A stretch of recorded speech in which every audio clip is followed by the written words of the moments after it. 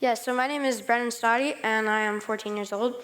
And I was invited to preach by Tom sometime in April. And I really love that idea, and it's kind of always been like a dream to do it myself. Watching my dad be a speaker, so here I am. This is my first time, and I've spent a lot of time working on this sermon, and it has impacted me a lot, and I hope it does the same to you. That was a weird sound. Before I start preaching, though, I have a weird request from all of you, for all of you, not from. But I would like to play a quick game of Simon Says. You can sit or stand, doesn't matter, but I need max participation. So, Simon says, raise your right hand. Simon says, rub your belly with your left hand, not your left belly. Simon says, tap your head with your right hand. Simon says, clap twice. Clap once. Oh, some of you are out. All right. So in order to play Simon Says and to win, we really have to do what Simon is telling us to do. We can't just sit there and think about clapping our hands. So what my topic is following Jesus in the heart, how that is not how we want to live, and we want to follow Jesus in our actions, as well as follow Jesus in our heart. So we can't play Simon Says by following Simon in the heart. It's just not possible to win by thinking about rubbing your belly, because that's not how it works. And just like in the game Simon Says, you can't follow Jesus by just thinking or believing in your heart. You have to actually follow Jesus with your actions. As seen what Jesus said in John 14:15. Jesus says, if you love me, you will obey my commands. Or as the Message translation says, if you love me, show it by doing what I've told you. So in my life, I've always been told about following Jesus and doing as he says. I'd be willing to bet that all of us have. The question is how many of us actually do. This topic was first introduced to me at my first vacation Bible school, I think it was my first, where me and my older brother Corbin were the pastor's kids who would go home and work our best to memorize the memory verse so we can get the most lollipops. Well, it turns out the lollipops bribe works really well because I actually know that verse by heart still. Those who say they live in God must live as Jesus did, 1 John chapter 2, verse 6. Those who say they live in God must live as Jesus did. And in this verse, my first memory verse, it says right there, to call ourselves Christians, basically, we must do as Jesus did. And when I was thinking about that, I was wondering, can I really call myself a Christian right now? And I was like, this is scary. But what matters is that we work our hardest to follow Jesus in our day-to-day lives. And in my life currently, as a 14-year-old boy, I would like to say that I most of the time strive to serve. I've been volunteering at Harvest Kitchen for about 2 years straight. I often volunteer Sunday mornings with your kids, and I also go to youth, spending time learning about the Lord. I'm excited to finish high school already, even though I haven't gotten there. So then I can go leave the country and be a missionary wherever God puts me. I lost where I was. And I personally really hope that stays a value to me as I grow up, because that is what I feel called to do already. But then I also spend a lot of time at school not acting as Jesus did. At school, I'm not always the nicest person to people, or I avoid talking to kids in my class because they're quote unquote weird, and that will affect my social status. But yeah, we all struggle with being Jesus in our day-to-day lives. So I was thinking, how can I show you and myself how to be like Jesus? So I decided to find Jesus' most important characteristics that we can work to portray ourselves. One of the ones that can apply to my struggle with weird kids of Jesus' characteristics is that Jesus was always compassionate. He never looked away from us, and he never looked upon us. Well, he always looked upon us and had compassion. A verse that shows this is Matthew 9, verse 36. When he saw the crowds, he had compassion for them because they were harassed and helpless like sheep without a shepherd. That's not my page. That's Tom's page. Whoops. Wait, now I'm confused. Okay, found it. Another characteristic of Jesus is he was always a server. Even the King of Kings, Lord on earth, served people. He got down on his hands and knees and cleaned poor people's feet, which blows my mind. He was so compassionate to us that he would serve us. And in Mark 10, verse 45, we see Jesus himself saying, "The Son of Man came not to be served, but to serve." And that, when I read that like blew my mind. And for some reason, my mind went to like medieval times or whenever kings and queens were like common. And I just pictured like this king covered in his like all his rubies coming down from his royal castle to just serve the poor. And we're told that like heaven is way better than anything we can think of, even castles and jewels. So, and Jesus came down to that from heaven to serve us, which really blew my mind. Another quality, the easiest one to guess, is Jesus was loving. Jesus had lots and lots and lots of love for others.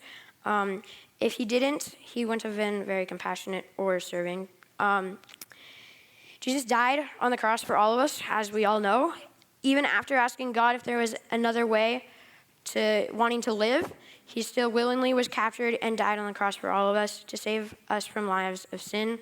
He gave up his life for us, and that takes a whole lot of love. Yet another really important one is Jesus was really forgiving. So forgiving that he even cried out to God, "Father, forgive them, for they do not know what they were doing," in Luke 23, verse 34. Keep in mind that this is while people were the people he was telling his Father to forgive were torturing him and killing him in the most painful way possible. And that, again, also blew my mind away. Because sometimes it's even hard for me to forgive the guy at A&W that gets my order wrong. The last one that I will go into depth in is Jesus was very committed both to his role in life and helping us, but he was also very committed to his relationship with God, always disappearing to go pray for hours at a time. He was so committed and faithful that even when it was hard and things didn't go the way he wanted, he would still go on in his journey the way God wished him to. I know that multiple times in my life, I have known God was calling me to do something, but I didn't because it was scary. And sometimes in my life, I don't even want to go to Harvest Kitchen because I'd rather stay home and watch a show or be with friends. I have found that when it comes to following Jesus, your conscience is never on your side. Well, isn't always on your side. Telling me, this is more fun. I don't like the food at Harvest Kitchen tonight. Why would I make a meal and clean it for 80 people when my mom can just do it for me? Why should I give up my chance to have a sleepover with friends on a Friday night to serve? Following Jesus will not always be easy. If anyone told you that, they were not telling the truth. But if they told you that it was totally worth it and it was going to be amazing, they were 100% telling the truth, because it is. There will be bumps in the road, but Jesus will be there with you, and know that you are not the only one who deals with these struggles. A story in the Bible that kind of covers following Jesus as in your life is the story of Paul. We first see Paul as a person who was against the movement of the Holy Spirit. He would find and arrest Jesus' followers wherever he could. Although he did technically believe that he was like protecting God's honor, because in the past, when people had turned to like default prophets or other gods, there was always destruction. So I guess he thought that the Holy Spirit was one of them somehow. I don't really fully understand it. But anyways, what really matters was Paul wasn't living in a way that helped the Lord. Then one day, Paul was walking down the street, probably to get groceries or something, and then Paul was confronted by the Lord with blinding lights. Ooh, I dropped that. And then Jesus said, I don't really remember if Jesus was there, it was just coming from the clouds, but Jesus said, "Why are you fighting against me?" And then Jesus commissioned Saul to represent him in Israel and all the nations. And then Saul was just stunned and speechless, didn't know what to do because he just saw the Lord. Then he goes into Damascus and actually starts announcing the good news about Jesus, who he'd been fighting against, essentially attacking. My point being, you can serve Jesus in very real ways, no matter how you acted yesterday or the day before, as long as we all go home looking for ways to serve. Okay, let's go back to Paul. After leaving his old ways of being a persecutor, he went into the world and served the Lord, and spent his day evangelizing until he was persecuted and sent to jail. But did Paul give up and become a mopey, grumpy face? No way. He started writing letters to the churches, encouraging them and helping them to do what's right, amping them up and getting them excited for what the Lord was doing and how they can work with the movement. Even in jail, Paul chose to serve the Lord to the fullest extent. And those letters still challenge me to this day when I'm reading them, and they continue to motivate this generation. So Paul made a big difference to all generations while in jail. Then Jesus told Paul to go and represent him, so Paul did. What does Jesus tell us to do? I've come up with a couple commands Jesus has for us based on a Jesus lifestyle. As I say them, think of an opportunity in your life where you can follow these commands. Love your enemies, do good to those who hate you. Luke chapter 6, verse 27.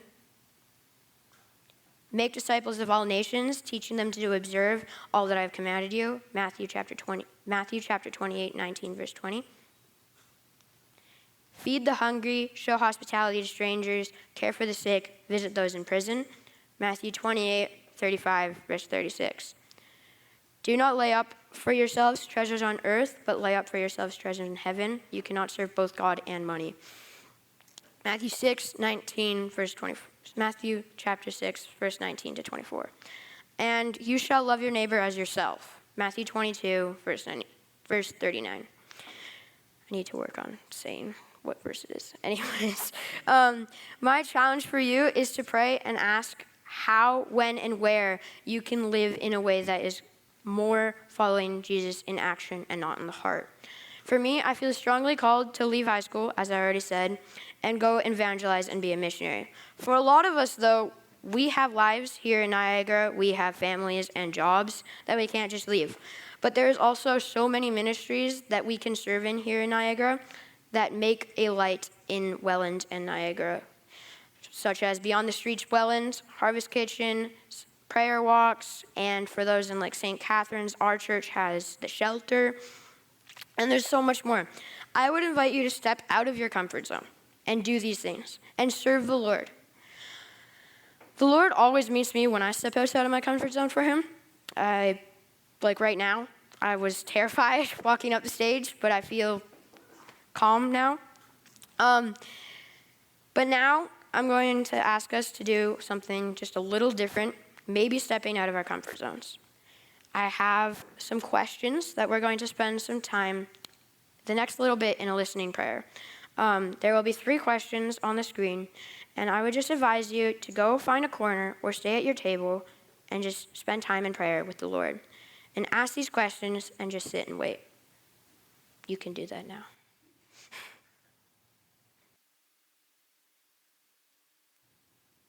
In my experience with listening prayers, sometimes what the Lord responds with makes no sense. Like this morning, I spent some time with these exact questions, and all of the answers came from the Lord were love, just the word love. So I guess I need to do better at loving.